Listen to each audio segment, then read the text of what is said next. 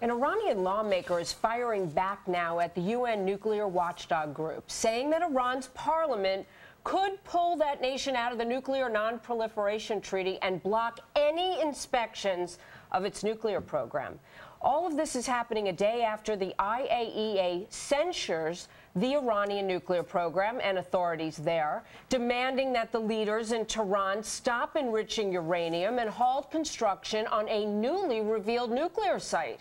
Jim Walsh is an international security expert and a research associate at the Massachusetts Institute of Technology, MIT. Very impressive, sir. Thanks for being with us.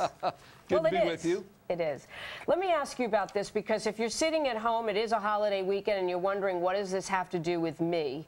Can we make a connection between Iran potentially coming up with a nuclear bomb and possibly impacting not only Israel, which we know Ahmadinejad wants to wipe off the map, but other countries, including the U.S.? Well, certainly no one wants Iran to get a nuclear weapon, and Iran's official position is that it doesn't want one either. And what all this is about is trying to make sure that they keep to their word, that when they say that they don't want one. If they were to become a nuclear weapon state, it would hurt the non-proliferation regime. It would be a more dangerous world. It's something that we should try to stop. I don't believe some of the more exaggerated claims. I don't think Iran's going to give it to a terrorist or immediately attack someone the next day. But it's a bad thing, and I think we're right to be focused on it. Well, that's interesting. Why don't you think that's the case? Because, for example, North Korea, we know that could pretty much be a big part of their trade.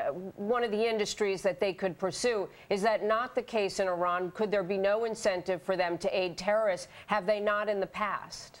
Yeah, it's a reasonable question. But in this case, it's also good to look at the record. And the record here is, throughout the nuclear age, not a single government has ever transferred a chemical, a biological, radiological, or nuclear weapon to a third party.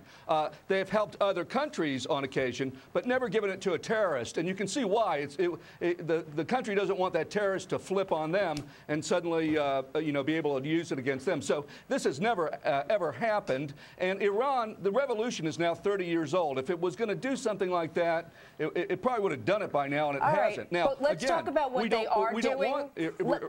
I only have a minute left. Let me get your thoughts on this, if you don't mind. Let's talk about what they are doing. Three sets of sanctions, no attention on their part to those. Continued statements about wiping Israel off the map. Now the censure comes after 12 years. Mohammed al-Baradei gets this particular action just days before he leaves. They hadn't taken action on anything in 4 years. And again, officials there are saying, not only aren't we going to pay attention to that, we may pull out of the treaty. How serious is this? Well, Jamie, I think in this case, it's probably posturing. It's possible, but unlikely they would pull out of the non-proliferation treaty. When it comes to Iran, it's good to sort of keep an even keel and not swing to the either extreme that things are going well. Some people said the Tehran research reactor deal was going to, solve the problem. That wasn't true. But also, it's also not true that they're likely to suddenly pull out and get a bomb and attack someone. So this is serious stuff, but I wouldn't take everything they say as evidence of their intention. Sometimes they're just posturing and responding to what's going on. They are going to have to respond to the fact that that vote in the IAEA was overwhelmingly against them. Only three countries supported them. Including Russia and China, which had never stepped up to the plate before. So thanks for your thoughts. I'll be honest with you. I would prefer that they do what they're being asked to do. And I think many people feel that way after having experienced terror on our soil. We don't want to see other parts of the world attacked, as we're seeing today in Russia, we're being told. Thank you very much. Nice to meet you. Thank you.